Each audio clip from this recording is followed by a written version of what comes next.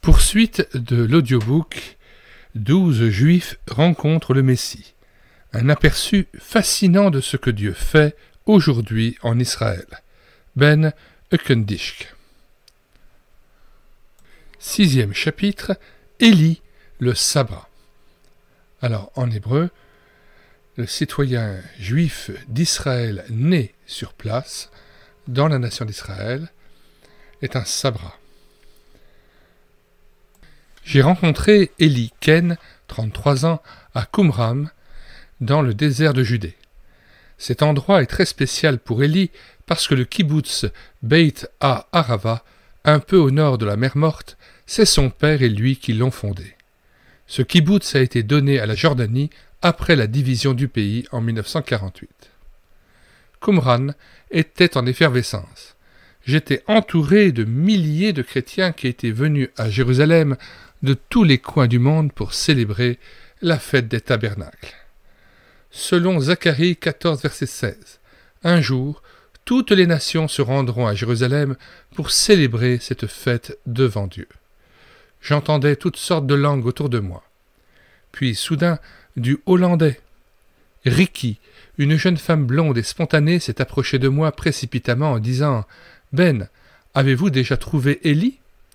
Vous devez lui parler. » C'est un juif messianique qui est allé en Hollande et qui a rencontré des chrétiens. Il joue le rôle du souverain sacrificateur dans le groupe de danseurs. Je lui ai dit que je voulais vraiment le rencontrer, et Ricky a immédiatement disparu dans la foule pour aller me le chercher. Les gens faisaient la file devant les tables où ils pouvaient prendre une assiette en carton sur laquelle il y avait des fruits et une cuisse de poulet. Tout comme Dieu a préparé une table dans le désert pour les enfants d'Israël, ainsi 4000 personnes recevaient quelque chose à manger ici. Ricky tenait ma manche et me tirait à sa suite, et je me suis retrouvé debout devant un jeune homme à la barbe noire et aux yeux rieurs, Élie, qui m'a dit « bonsoir » en hollandais. Je lui ai dit que j'étais intéressé de connaître son histoire, et nous nous sommes fixés un rendez-vous sur la terrasse du IMCA, ou IMCA, après la marche de Jérusalem. Mais d'abord, j'aimerais prendre une photographie de vous, Élie, parce que la prochaine fois que nous nous rencontrerons, il fera nuit. Alors je l'ai photographié à Qumran. Quand le soleil est descendu, derrière le haut mur de pierre, la chaleur est devenue supportable, et j'ai commencé à regarder autour de moi. Il y avait des milliers de gens de 60 pays différents et une grosse lune argentée qui se levait lentement au-dessus des montagnes où Moïse a vu la terre promise pour la première fois. La lumière argentée de la lune se reflétait dans la mer Morte. Ici, la nature est en repos et la création chante un cantique d'adoration à Dieu. Entre-temps, un groupe de musiciens et de chanteurs avait pris place sur l'estrade. Ils chantaient « Baruch Hashem Adonai » et de plus en plus de gens de la foule se joignaient à eux. Puis un groupe de danseurs a fait son apparition sur une estrade séparée, louant Dieu avec leurs vêtements colorés, leurs mouvements gracieux et leurs visages radieux. La fin de la fête approchait, et tous les yeux regardaient en haut. Bien au-dessus des rochers, des torches brûlaient, formant une grosse menorah. Et bien haut, sur la plus haute saillie, la lumière des projecteurs illuminait un drapeau israélien qui flottait doucement dans l'atmosphère lourde du soir. À côté du célèbre drapeau blanc, portant des rayures bleues et l'étoile de David, je voyais battre au vent le drapeau hollandais rouge, blanc et bleu. J'étais ému. Je suis né dans le nord d'Israël, dans le Moshava Karkur, une petite communauté agricole de 3000 habitants. Dans un moshava, chacun est indépendant et travaille sa parcelle de terre comme il veut. C'est le contraire d'une moshav, dont la structure est différente. Là, vous n'êtes pas aussi libre et tout est plus organisé. Dans une moshav, vous appartenez à une coopérative en particulier. Quant à nous, nous étions indépendants et nous pouvions aussi travailler en dehors du moshava si nous le voulions.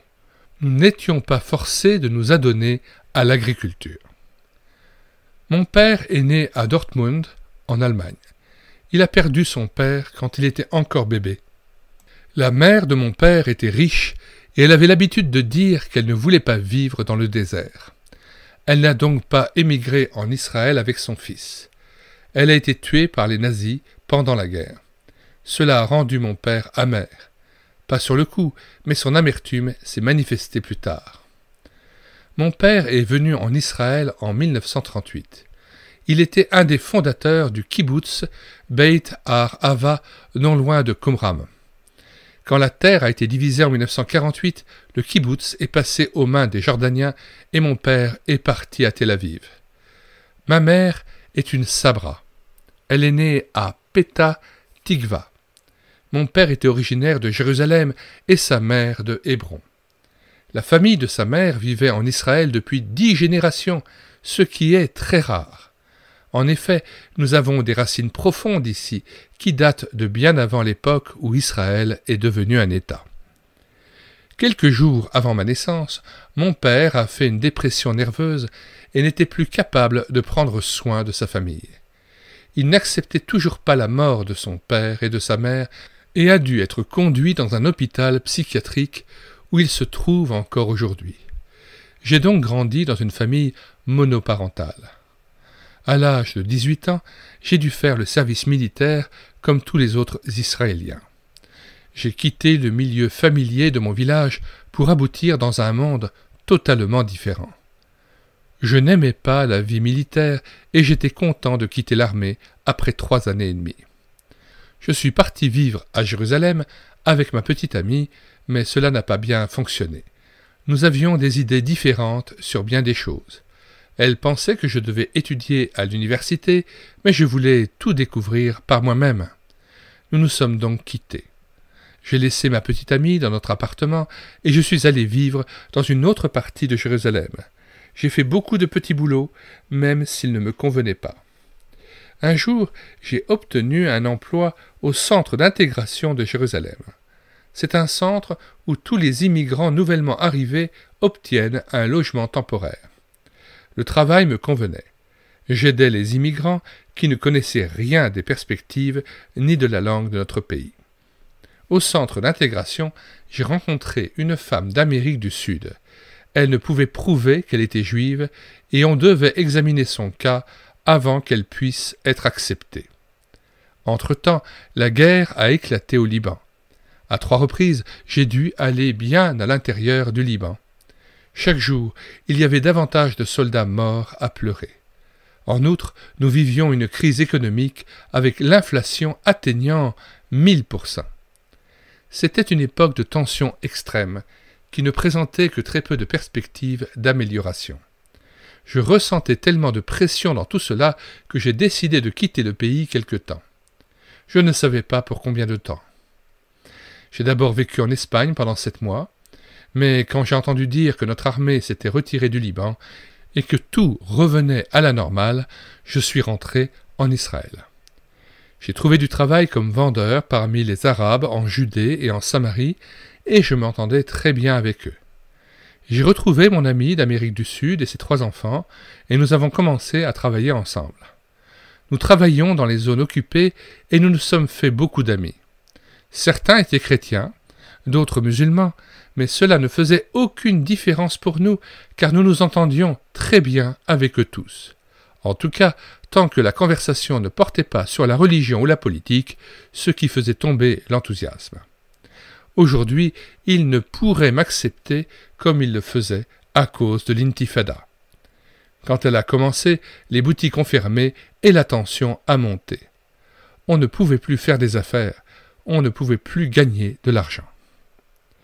Mon ami a trouvé du travail dans un hôpital. Nous avons commencé à vivre ensemble, et le fait que nous avons donné à ces 3 enfants un si mauvais exemple me faisait encore mal. À l'hôpital, mon ami a rencontré une croyante arabe de Nazareth qui lui a remis un Nouveau Testament en espagnol, avec le texte en hébreu en vis-à-vis. C'était un petit livre vert. Je lui ai rendu visite une fois à l'hôpital et j'ai vu ce petit livre vert. Je n'avais jamais ouvert un Nouveau Testament. Nous avions déjà eu des voisins américains qui disaient être des juifs messianiques, mais je ne savais pas ce que cela signifiait. Ils nous avaient invités une fois et nous avaient parlé de la Terre Sainte et de la vie de Yeshua. Ils avaient aussi voulu me remettre un Nouveau Testament, mais je n'ai pas voulu l'accepter à l'époque. Maintenant, ce livre était à nouveau sur mon chemin, et quelque chose a touché mon cœur, de sorte que j'ai soudain voulu savoir ce qu'il renfermait. Je suivais un cours de réceptionniste d'hôtel, et je devais donc savoir des choses sur le judaïsme, le christianisme et l'islam. Nous étudions le tourisme en général et surtout celui en Israël. Nous devions être en mesure de donner des renseignements additionnels sur la Terre Sainte et les diverses religions à quiconque se présentait à la réception. Un des professeurs était lui-même guide et il nous a conduits dans la vieille ville. Il nous a montré une mosquée et nous a parlé de l'islam. Mais il n'a pas ajouté « gare à l'islam » où l'islam est dangereux. Toutefois, quand il nous a conduits à l'église du Saint-Sépulcre et nous a expliqué tout ce qui a précédé la croix, il nous a mis en garde.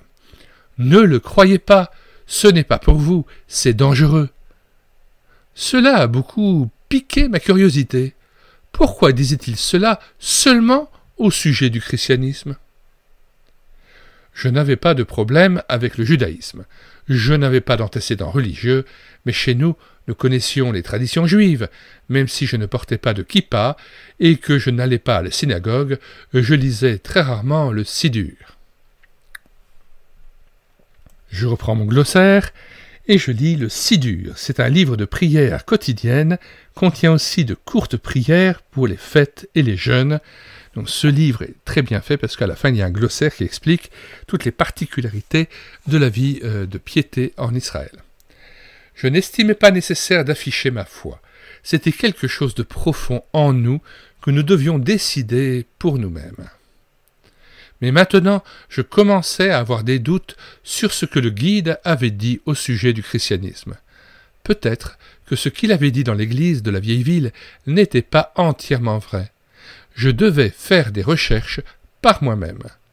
Le lendemain, je suis retourné dans la vieille ville, j'ai marché jusqu'à l'église du Saint-Sépulcre accompagné d'un guide arabe. Je lui ai demandé « Pourriez-vous me faire visiter ?» Il m'a conduit partout et il a dit exactement les mêmes choses que mon guide juif avait dites, sauf pour ce qui est de la mise en garde. Ne le croyez pas ou faites attention. Et maintenant, ce petit livre vert était là devant moi à l'hôpital où mon ami travaillait. Je l'ai ouvert à Matthieu 1, verset 1 et j'ai commencé à lire. Quand j'ai lu ce qu'on y disait au sujet de Yeshua, comment sa vie avait commencé et comment il avait grandi, j'ai ressenti en moi le désir de mieux connaître sa personnalité. Je ne le considérais pas comme le Fils de Dieu, mais comme une personne qui était née d'une mère, tout comme n'importe qui d'autre. Je n'arrivais tout simplement pas à croire que Marie était vierge. Je découvrais maintenant une différence entre ce que mon guide avait dit et ce que le Nouveau Testament enseignait. Entre autres choses, la date de la naissance de Yeshua. Le guide avait dit que Hérode le Grand était mort avant la naissance de Yeshua. Mais dans Matthieu, il était écrit que Yeshua était allé en Égypte et y avait vécu pendant quelques années jusqu'à ce que Hérode meure. Je voulais dire cela à mon guide. Alors le lendemain, j'ai apporté le Nouveau Testament avec moi au cours et je l'ai ouvert devant mon guide et toute la classe. Tout le monde était troublé. Je ne pensais pas que j'avais fait quelque chose de mal. Nous avions pourtant étudié des extraits de l'œuvre de Flavius Joseph, qui offrait une description détaillée de la même période. Alors pourquoi ne pas aussi lire le Nouveau Testament ? Mon guide était horrifié et ne voulait même pas toucher le Nouveau Testament. Alors j'ai moi-même lu le passage qui parlait de la naissance de Christ. Le guide ne voulait pas en entendre parler. Ils peuvent écrire ce qu'ils veulent, cela ne m'intéresse pas. Je me disais, il dit qu'il base tout sur des faits et sur la connaissance, mais il les nie quand cela ne fait pas son affaire. Alors j'ai fermé le petit livre et je l'ai remis dans mon sac. Le cours s'est poursuivi sans aucune discussion. J'aimais mon pays. C'était ma seule patrie, mais je voulais me distancier de tout pour étudier de nouvelles choses. J'ai dit à ma petite amie, « Nous allons en Norvège pour trouver du travail dans l'industrie de la pêche, gagner beaucoup d'argent et ensuite ouvrir un petit hôtel en Espagne. » C'était une des raisons pour lesquelles je suivais le cours de réceptionniste d'hôtel. Nous avons pris un vol de KLM de Tel Aviv jusqu'à Amsterdam pour ensuite prendre le train jusqu'en Norvège. Nous sommes arrivés à Amsterdam juste avant le week-end et nous nous sommes rendus compte que nous passerions le Shabbat quelque part en chemin si nous prenions le train tout de suite. Alors nous avons trouvé un endroit où dormir et nous avons visité les alentours. Pour la première fois, nous avons été frappés par l'ouverture d'esprit des Hollandais. Nous nous disions, nous avons atterri dans un monde totalement différent. À certains égards, cela est très négatif, et à d'autres égards positif. Par exemple, nous avons vu comment les drogues étaient utilisées dans les rues. On nous en offrait ouvertement, sous les regards des policiers qui n'intervenaient absolument pas. Nous sommes restés à Amsterdam pendant 3 jours et nous avons comparé tout ce que nous y avons vu avec la vie au Moyen-Orient. Par exemple, quand nous sommes allés dans une agence de voyage pour organiser notre voyage en train jusqu'en Norvège, la personne qui nous a aidés s'est montrée très aimable avec nous. Elle nous a donné son entière attention. Nous avons tout compris. À un arrêt d'autobus, j'ai vu que le chauffeur arrêtait l'autobus très près du trottoir, de sorte que les gens pouvaient y monter facilement. Cela a retenu mon attention, tout comme des milliers d'autres détails. Puis, nous sommes montés à bord de l'Express du Nord et nous avons traversé l'Allemagne, le Danemark, la Suède et la Norvège. En arrivant à la frontière allemande, on a vérifié nos passeports. L'officier des douanes allemandes est entré dans notre compartiment de train, n'a rien dit, pas même bonjour, ni rien de tel, mais il a simplement tendu la main. Son uniforme était vert, tandis que les uniformes hollandais étaient bleus, comme les nôtres en Israël. Cela nous a mis mal à l'aise. Au Danemark, les gens étaient très aimables avec nous. Ils nous ont demandé ce que nous avions l'intention de faire, etc. En Suède, c'était un peu plus difficile, mais en Norvège, nous avons à nouveau ressenti une réelle liberté. Même traverser la frontière n'était rien. Nous l'avons traversée sans aucun contrôle. Ici un drapeau suédois et ensuite un drapeau norvégien, et c'est tout. Vous entrez ainsi dans un autre monde. J'ai cherché du travail pendant 1 semaine, mais il n'y en avait pas. Les gens nous ont dit que la mer avait été surexploitée et que l'industrie de la pêche n'allait pas très bien. Et la vie en Norvège est très chère. Nous avons vu nos économies diminuer.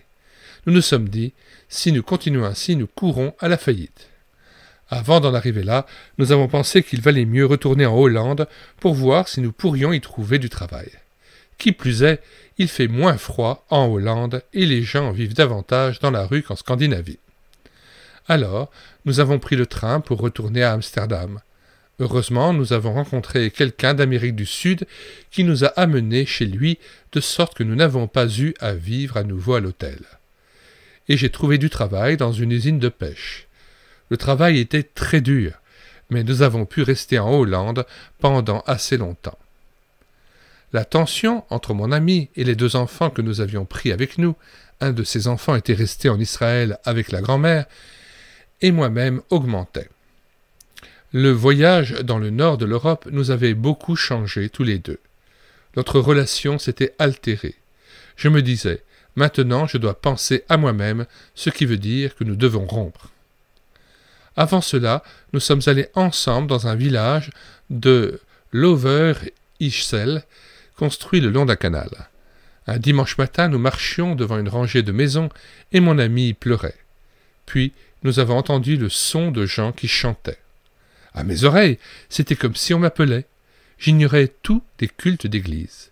J'avais visité de nombreuses églises, mais je n'y étais jamais entré lors d'un culte. J'ai demandé à mon amie, « Entends-tu ces chants aussi ?» Elle m'a répondu « Oui ». Nous avons vu d'où ils provenaient, un petit édifice blanc. Il semblait trop petit pour être vraiment une église. Nous avons marché jusqu'à l'édifice et nous avons ouvert la porte. la petite église était pleine et le culte déjà commençait. Le pasteur, qui était debout en avant, s'est étonné de nous voir entrer parce que personne n'entrait jamais au beau milieu du culte. Je me suis dit, peut-être qu'il peut voir à la couleur de ma peau que je ne suis pas d'ici et me pardonner. Il y avait une vieille dame amicale dans la dernière rangée qui nous a fait signe de nous asseoir et qui nous a remis à chacun un petit livre noir. J'ai trouvé que c'était typique de l'individualisme hollandais. Elle nous indiquait du doigt chaque chant qu'on chantait. Psaumes et hymnes lisait-on sur la couverture du petit livre. Je ne comprenais pas du tout le hollandais, mais quand j'ai feuilleté le petit livre, j'ai vu des mots familiers. Psaumes du roi David. Et cela m'a permis de me sentir plus à l'aise. C'était spécial d'entendre ces villageois hollandais chanter au sujet de David, de Jérusalem et d'Israël. Après le culte, nous marchions à nouveau le long du canal, quand une voiture s'est arrêtée près de nous. C'était le pasteur de l'église réformée chrétienne que nous venions juste de visiter. Il nous a demandé d'où nous venions, et il a été surpris d'apprendre que nous venions de Jérusalem. Il nous a dit que nous serions toujours les bienvenus dans son église. J'y suis allé plus souvent, mais mon ami ne voulait pas y aller avec moi régulièrement. Des gens de l'église venaient me chercher en voiture les dimanches et m'y conduisaient. Je voulais apprendre la langue de l'homme de la rue. Je pouvais parler anglais avec les gens qui avaient fait des études, mais je voulais converser avec les Hollandais ordinaires. Alors j'allais à l'église et j'ai commencé à apprendre le hollandais. Chaque dimanche, je comprenais de plus en plus le sermon. J'observais intensément la bouche du pasteur et j'essayais de dire des mots comme il les disait. Et après quelques semaines, je pouvais déjà participer à une conversation en utilisant quelques mots. Une fois, j'ai posé une question au pasteur. « Pourquoi lisez-vous les 10 commandements chaque dimanche et que l'un des commandements dit que nous devrions observer le jour du Shabbat, mais vous observez le dimanche ?» Il m'a expliqué que les gens de l'Église observaient à la lettre certaines règles et qu'ils n'en dérogeaient pas. Je comprenais cela, mais je ne cessais de poser des questions. De plus, nous ne pouvions pas participer à la communion. J'ai découvert qu'on n'est pas censé poser de questions, même si on a passé toute sa vie dans l'Église, sinon on ne peut prendre la communion. Mais ils étaient très aimables avec nous et nous mettaient à l'aise, et je suis très reconnaissant de cela. Dieu le leur rendra. Nous avons déménagé dans le sud de la Hollande et les gens de l'Over-Seashell ont téléphoné à l'église locale pour que quelqu'un s'occupe de nous. C'était très agréable que quelqu'un se soucie de nous. Les Hollandais sont très aimables. J'allais aussi à l'église chaque dimanche dans ce nouvel endroit. Jamais de ma vie je ne m'étais autant intéressé à la religion. Je ne croyais toujours pas que Yeshua était le Fils de Dieu. Mais je trouvais bien étrange que toutes ces personnes allaient à l'église fidèlement chaque dimanche pour entendre parler de Yeshua qui était juif. La tension entre mon ami et moi a atteint son paroxysme et nous nous sommes séparés. Mon ami et ses enfants sont rentrés plus tard en Israël et je me suis rendu à 200 kilomètres dans le sud de Limbourg. J'allais encore à l'église à cet endroit, mais c'était une église différente avec une grosse croix sur le toit. En entrant, j'ai vu une statue et aussi une grosse croix sur le mur. J'avais de la difficulté à accepter cela. La Rosh Hashanah approchait. Alors, la Rosh Hashanah, c'est le nouvel an juif, une partie des célébrations invitant à la repentance. La Rosh Hashanah approchait et j'ai découvert qu'il y avait une synagogue à Maastricht. Je m'y suis rendu, mais je ne m'y sentais pas chez moi spirituellement. Le rabbin était plutôt nerveux. Il allait et venait parce qu'il n'y avait pas assez de livres pour tous ceux qui étaient présents. Je me disais, ce n'est pas un endroit pour moi. Mais je ne me sentais pas à l'aise dans l'église non plus, surtout pas avec cette grosse croix sur le mur. Alors je suis resté à la maison pendant quelques semaines. Je ne sortais que pour faire des courses. J'étudiais le dictionnaire hollandais et je m'exprimais de mieux en mieux dans la langue. Mais je voulais voir des gens et je souffrais de solitude. Alors j'ai commencé à écrire des lettres à ma mère en Israël. Je lui ai parlé de ma lutte, du fait que je n'aimerais pas être soldat en patrouille en Judée et en Samarie, où j'avais gagné ma vie comme vendeur. Je ne voulais pas que des amis avec qui j'avais fait des affaires dans le passé me voient en uniforme et portant une arme. Je disais, les gens des pays nordiques aiment aussi leur pays, tout comme moi, mais ils sont assez ouverts pour m'accepter comme juif, même s'ils sont chrétiens. C'est ainsi que nous devrions vivre avec les Arabes. Mais aujourd'hui, les Arabes montrent un visage bien différent. Je ne peux voyager dans leur village comme auparavant. Seul à la maison le jour du Shabbat, j'allumais les chandelles et je lisais ma Bible.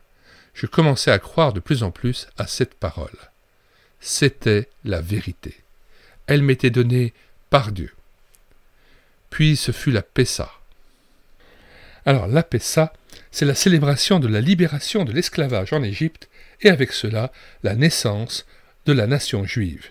Le mot lui-même signifie « passer outre », parce que l'ange de la mort qui a tué les premiers-nés des Égyptiens a passé outre les Juifs qui avaient mis du sang sur les linteaux de leurs portes. Retour au texte. Puis ce fut la Pessa, fête de la libération des Juifs d'Égypte et de tous les autres pays. Je me suis rendu compte qu'il me fallait rentrer chez moi, même si je n'étais pas esclave comme les Juifs en Égypte. Mais je ne voulais pas me rendre en Israël trop vite, alors j'ai d'abord pris un autobus jusqu'en Grèce. J'ai ensuite, une fois traversé l'Allemagne, et à nouveau j'ai senti le changement d'atmosphère, comme la première fois. Après cela, j'ai voyagé en Yougoslavie et de là en Grèce. Là, j'ai trouvé un bateau qui partait pour Haïfa 5 jours plus tard. Entre-temps, je me promenais. Je n'avais pas particulièrement envie de voir toutes les attractions en Grèce, parce qu'il se livrait une bataille spirituelle en moi. Je ne savais pas comment gérer tout ce que j'avais expérimenté. Le jour du départ, j'ai vu un petit homme, avec le visage quelque peu sombre et les cheveux noirs, près de l'entrée du port. Je lui ai demandé en anglais « D'où venez-vous » Il a répondu en mauvais anglais « Je viens du Pérou, en Amérique du Sud ». Je lui ai dit qu'il pouvait me parler en espagnol. Grâce à mon travail au centre d'intégration et aux années que j'avais passées avec mon ami d'Amérique du Sud, j'avais appris à bien parler l'espagnol. Il était heureux d'avoir rencontré quelqu'un qui pouvait parler sa langue et m'a demandé où j'allais. Quand il a entendu que je prenais le bateau pour Haïfa, il était encore plus heureux, parce qu'il le prenait lui aussi. Maintenant, il pourrait parler espagnol pendant le voyage. Il m'a posé beaucoup de questions au sujet d'Israël, et je lui ai appris un chant en hébreu. Kol haolam kulo gesher tsar meod. Quand nous sommes arrivés à Haïfa 3 jours plus tard, il le chantait très bien. Il se rendait à une église de Jérusalem. Et comme je connaissais toutes les églises de Jérusalem, je lui ai demandé à quelle église il se rendait. Mais il n'avait qu'un numéro de téléphone. Je me suis dit, c'est un peu risqué, et si le numéro n'est pas bon? Alors il sera perdu, car il n'avait le nom d'aucune personne à contacter. Nous avons voyagé ensemble jusqu'à Jérusalem, et il est venu chez moi rencontrer ma mère. Nous avons mangé ensemble, et après je lui ai dit, essayez de téléphoner. Voyons si quelqu'un répond à ce numéro. Il a téléphoné et a obtenu la congrégation sud-américaine qui l'a tout de suite invité à s'y rendre. Il m'a remercié et nous a quittés. Mais j'ai pris note du numéro pour le contacter plus tard. J'ai essayé de trouver du travail, mais c'était difficile. À cette époque, il y avait beaucoup de chômeurs en Israël. Puis il y a eu l'attaque terroriste dans le car 405 sur la route qui mène de Tel Aviv à Jérusalem. Plusieurs personnes sont mortes lors de l'attaque et beaucoup ont été blessés. Je me suis dit, il y a des touristes espagnols parmi eux, je vais aller les voir à l'hôpital. Je me suis rendu à l'hôpital Adassa et j'y ai trouvé une Espagnole de Catalogne. Je lui ai parlé et elle m'a demandé si je reviendrais la voir. À la même époque, mon ami du Pérou m'a téléphoné et quand je lui ai parlé de l'espagnol, son pasteur, Jem Huertas, a demandé s'il pouvait venir à l'hôpital avec moi. Nous nous sommes fixés un rendez-vous à l'entrée de l'hôpital pour 9 heures.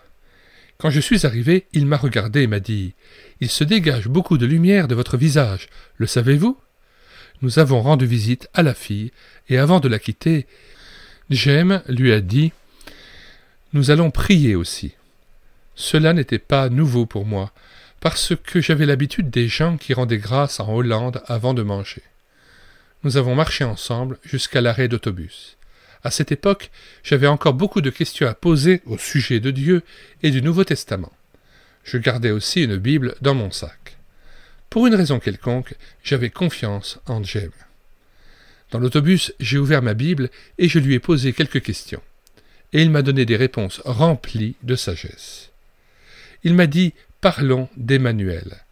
Et il m'a lu beaucoup de passages des Écritures qui prouvaient que Machia était déjà venu il y a longtemps. Il m'a laissé lire les passages sur les souffrances d'Emmanuel. Il a dit que Jésus était une manifestation de Dieu. Je savais exactement de quoi il parlait, à cause de mon étude dans le Nouveau Testament, mais je ne lui en ai rien dit. Pendant que nous nous déplacions dans Jérusalem à bord de l'autobus, James Huertas m'enseignait sur la personne d'Emmanuel. Mais j'avais encore tellement de questions. De nombreux morceaux de pulse de ce que j'avais entendu et peut-être cru moi-même devaient être rassemblés. James m'a lu plusieurs passages de la Bible et j'ai commencé à y voir plus clair. « Viens manger avec nous, m'a-t-il dit. »« Très bien, » ai-je répondu. Nous avons changé d'autobus pour nous rendre à Neve Jaakov, où il vivait. Puis nous avons discuté pendant 3 heures. J'avais faim et j'avais soif de connaître plus de choses au sujet de Dieu. À un moment précis, il m'a demandé « Crois-tu qu'Emmanuel dans l'Ancien Testament est le même que Yeshua dans le Nouveau Testament et qu'il est aussi ton Rédempteur ?» Je me suis très vite répété cette même question. « Élie, crois-tu qu'il est ton Sauveur ?» Et dans mon esprit, j'entendais la question résonner et je me suis dit « Élie, c'est tellement clair, tu ne peux pas dire non. » Il est mon Sauveur. Après ce qui m'a semblé un long moment, j'ai dit très distinctement « Oui ». Après avoir dit cela, tout le monde dans la pièce a commencé à danser. J'ai ressenti une grande joie m'envahir. Tous ceux qui étaient présents éprouvaient la même joie. Je crois que Dieu m'a laissé apprendre l'espagnol pour me permettre d'entendre le message en espagnol. Même si j'avais vécu dans le péché quand j'apprenais l'espagnol, Dieu avait changé le mal en bien. Il fait toujours cela. Dieu s'est servi de la langue espagnole et de l'amour des chrétiens pour ouvrir mon cœur à Yeshua. James Huertas est donc devenu mon pasteur personnel. Il l'est encore aujourd'hui. J'ai cherché un endroit où je pourrais aller adorer Dieu. Un jour que je marchais dans la rue Narkis, au centre de Jérusalem, j'y ai vu un homme qui ressemblait parfaitement à quelqu'un que j'avais rencontré dans le sud de la Hollande. Je me suis dit, pourquoi ne pas parler à cet homme? Je me suis retourné et je lui ai dit, vous ressemblez énormément à quelqu'un que j'ai rencontré en Hollande. Il m'a dit que ses aïeux étaient venus de Hollande, mais qu'il n'y était jamais allé lui-même. Je lui ai aussi demandé ce qu'il faisait, et il m'a dit qu'il était ancien dans l'église baptiste. Mais il ne m'a pas invité à aller à la maison baptiste. Alors je lui ai demandé moi-même, puis-je venir à l'église aussi? Il m'a dit, oui, vous êtes le bienvenu, tous les Shabbats à 10h30. J'y suis allé, et je fréquente encore cette église aujourd'hui. Je lis parfois un passage en hébreu, et j'organise le transport des gens, car il n'y a pas de transport public le jour du Shabbat. Je me suis très engagé dans la vie spirituelle à Jérusalem. Ma vision, c'est d'y ouvrir une grande maison où les gens de toute nationalité et religion seront les bienvenus. Un genre d'auberge. Je sais ce que c'est que de vivre seul dans une ville étrangère et je veux créer un endroit chaleureux où les gens se sentiront les bienvenus. Je suis encore célibataire. Seul le Seigneur peut me donner la femme qui me conviendra. Beaucoup de jeunes gens, des croyants aussi, sont trop pressés de trouver un conjoint et finissent par s'attirer toutes sortes de problèmes. J'attends le temps de Dieu. Cela est également valable pour les croyants juifs messianiques.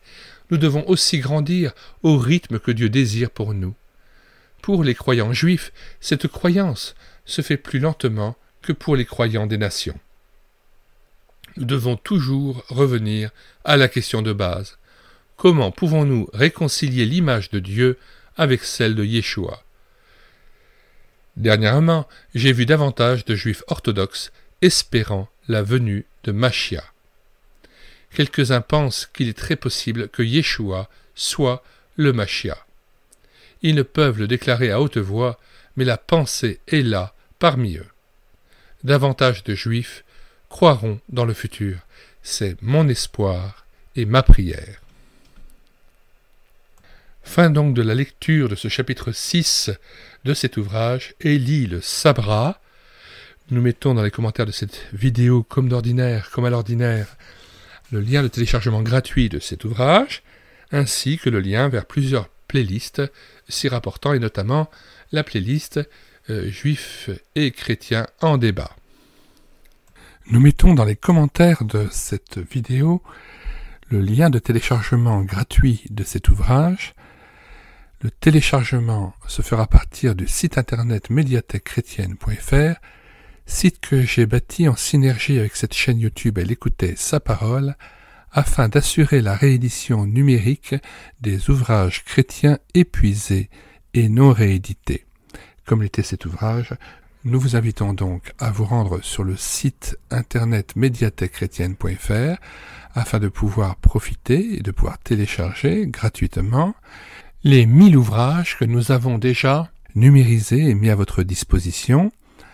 Il n'est nul besoin de s'inscrire, vous pouvez directement accéder à partir de la page d'accueil à l'onglet Livres et là regarder les dizaines d'auteurs et les centaines d'ouvrages qui sont déjà disponibles en téléchargement gratuit.